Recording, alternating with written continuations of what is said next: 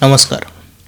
साधारणपणे उद्योग क्षेत्रातली एखादी व्यक्ती निधन पावली की सर्वसामान्य लोकांमध्ये त्याच्या फारशा प्रतिक्रिया उमटत नाहीत. किंबहुना उद्योग क्षेत्रापुरत्याच त्या प्रतिक्रिया असतात. मात्र पद्मविभूषण रतन टाटा यांचं गुरुवारी निधन झालं या बातमीने देशभरातला सर्वसामान्य माणूस हेलावून गेला. त्याला कारणही तसंच आहे. केवळ एक उद्योगपती म्हणून नव्हे तर एक सामाजिक राष्ट्रीय जाणीव असलेली, त्याबाबत संवेदनशील असलेली व्यक्ती म्हणून रतन टाटा यांना ओळखलं जातं. उद्योजकतेच्या पलीकडे जाऊन देशहित, समाजहिताला प्राधान्य देणारं व्यक्तिमत्व म्हणून त्यांनी आपला ठसा या हळहळणाऱ्या समाजमनावर उमटवलेला आहे. 2008ला जेव्हा मुंबईवर दहशतवादी हल्ला झाला त्यावेळी रतन टाटा यांच्या धैर्याचं आणि त्यांच्या संवेदनशीलतेचं दर्शन आपण खऱ्या अर्थाने बघितलंय. दक्षिण मुंबईतलं ताज हॉटेल हे या अतिरेक्यांचं लक्ष बनलं होतं. शेकडो लोक त्या पंचतारांकित हॉटेलमध्ये अडकून पडले होते. अनेकांना या अतिरेक्यांनी मारलं एवढंच नाही तर हॉटेलमध्ये बॉम्बस्फोट घडवले, आगी लावून प्रचंड नुकसानही केलं. समोर अतिरेक्यांविरोधात कारवाई सुरू होती. ताजच्या त्या परिसरात अशावेळी उपस्थित राहून हॉटेलमध्ये अडकलेल्या लोकांच्या सुटकेसाठी प्रयत्नशील असलेली ती व्यक्ती म्हणजे रतन टाटा. हे नुकसान झाल्यानंतर त्यांनी पुन्हा एकदा ताज उभं केलं. फक्त ताज नाही तर माणसंही उभं केली. या घटनेत मृत्युमुखी पडलेल्या आपल्या कर्मचाऱ्यांच्या घरी ते स्वतः गेले. त्यांनी लागेल ती मदत केली. जे बळी गेले त्यांनी ज्या वयापर्यंत नोकरी केली असती तेव्हापर्यंतचा पगार त्यांनी त्या कुटुंबियांना दिला. जखमींची विचारपूस केली. एक मालक आणि एक कर्मचारी यांच्यातलं नातं कसं असायला हवं याचं आदर्श उदाहरण त्यांनी त्यांच्या कठीण काळात समाजासमोर ठेवलं. त्यामुळे रतन टाटा खऱ्या अर्थाने जनमानसाच्या हृदयात विराजमान झाले. बुधवारी रात्री त्यांचं निधन झाल्याची बातमी सगळीकडे पसरली तेव्हा उद्योग क्षेत्रातील बड्या लोकांपासून ते सर्वसामान्य कुटुंबातील प्रत्येकालाच एक हळहळ जाणवली.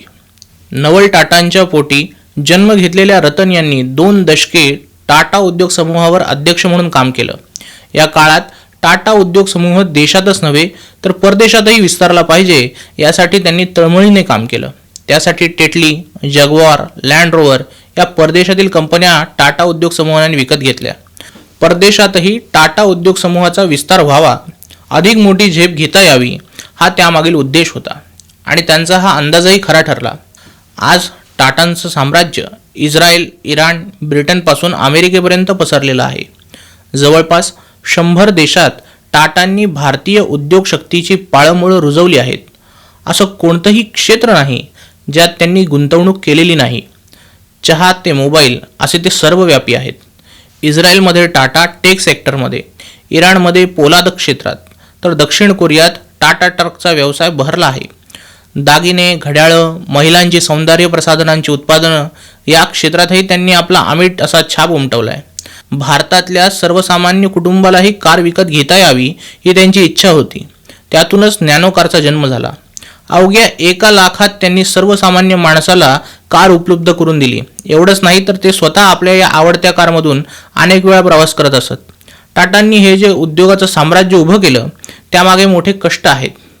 सर्वसाधारणपणे आपण पाहतो की उद्योगपतीच्या मुलांना अगदी सहज साध्य असं सगळं मिळतं. ते शिकून आल्यावर थेट वेगवेगळ्या कंपन्यांचे व्यवहार पाहू लागतात. रतन टाटा यांच्या बाबतीत मात्र असं काही झालेलं नाही. 1960मध्ये ते अमेरिकेत शिक्षणासाठी गेले. त्यानंतर त्याच ठिकाणी नोकरीसुद्धा करू लागले होते. तिथेच राहण्याची त्यांची इच्छाही होती. पण त्यांची आई नवाजबाई यांनी रतन टाटांना भारतात यावं असा हट्ट धरला. इथे आल्यावर टाटा स्टील कंपनीत ते कामाला लागले. अगदी सर्वसामान्य कर्मचाऱ्याप्रमाणे त्यांचाच गणवेश घालून ते काम करत. त्यांना कोणतीही वेगळी वागणूक मिळू नये याची कसोशीने काळजी घेतली जात होती.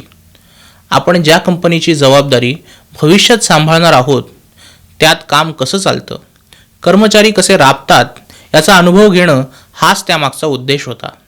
ही पद्धत त्यांना भविष्यात उपयोगी ठरली. आपल्या कर्मचाऱ्यांशी मालकाचे नाते कसे असावे याचा उत्कृष्ट असा वस्तुपाठ त्यांना या उमेदीच्या काळातच मिळाला. त्यातूनच कदाचित असेल की समाजाच्या तळागाळातील व्यक्तींशी त्यांची नाळ जुळली. लोक तुमच्यावर दगड फेकतात, तो उचला, त्याचा उपयोग स्मारक बांधण्यासाठी करा. माझा योग्य निर्णय घेण्यावर विश्वास नाही. मी निर्णय घेतो आणि त्यानंतर त्याला योग्य ठरवतो. जीवनात चढ उतार हे आयुष्यात पुढे जाण्यासाठी खूप महत्त्वपूर्ण आहेत, कारण ECG मध्ये सरळ रेषा येते याचा अर्थ आपण जिवंत नाही असा होतो. हे त्यांचे काही उद्गार लोकांच्या मनावर कोरले गेले आहेत.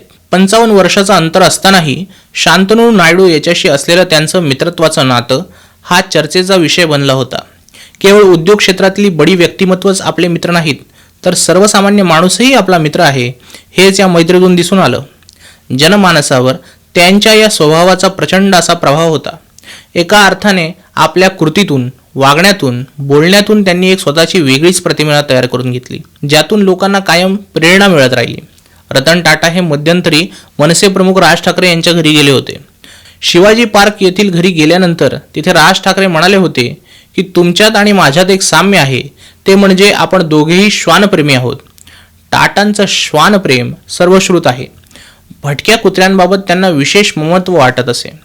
अशा कुत्र्यांना मिळणारी तुसडी वागणूक, त्यांचे होणारे हाल यामुळे ते व्यथित होत असत. म्हणूनच टाटा यांनी या मुक्या प्राण्यांसाठी मुंबईमध्ये स्मॉल ॲनिमल हॉस्पिटल उभारलं आणि वयाच्या 86व्या वर्षी आपलं स्वप्न पूर्ण केलं. महालक्ष्मी इथे हे विशेष प्राणी रुग्णालय सुरू केलेलं आहे. रतन टाटा यांना पद्म पुरस्कारांनी सन्मानित करण्यात आलं होतं. त्यांच्यासारखी देशविदेशात लोकप्रिय असलेली, समाजाभिमुख असलेली, उद्योगांच्या माध्यमातून भारताचं नाव उज्ज्वल करणारी व्यक्ती भारतरत्न या सर्वोच्च नागरी पुरस्कारासाठी योग्य होती. दुर्दैवाने त्यांच्या हयातीत त्यांना हा पुरस्कार मिळू शकला नाही. शतकातून एकदा जन्माला येतात. आपल्या कर्तृत्वाने, नेतृत्वाने ती जनमानसावर प्रभाव पाडत असतात. रतन टाटा हे असंच एक अनमोल रतन होतं. त्यांना भारत कधीही विसरू शकत नाही. भारताच्या औद्योगिक जगताला प्रामाणिकपणा, धाडस, ध्येयनिष्ठता या गुणांनी यश प्राप्त होतं आणि त्याला करुणेची झालर लावली की जिवंतपणी माणूस महात्मा होतो हे शिकवण्यासाठीच रतन टाटा आपल्यात येऊन गेले. अशा उद्योग जगतातल्या महात्म्याला न्यूज डंकाकडून आदरपूर्वक श्रद्धांजली. आमचा व्हिडिओ जास्तीत जास्त लाईक करा, शेअर करा आणि आमचं YouTube चॅनल सबस्क्राईब करा. धन्यवाद.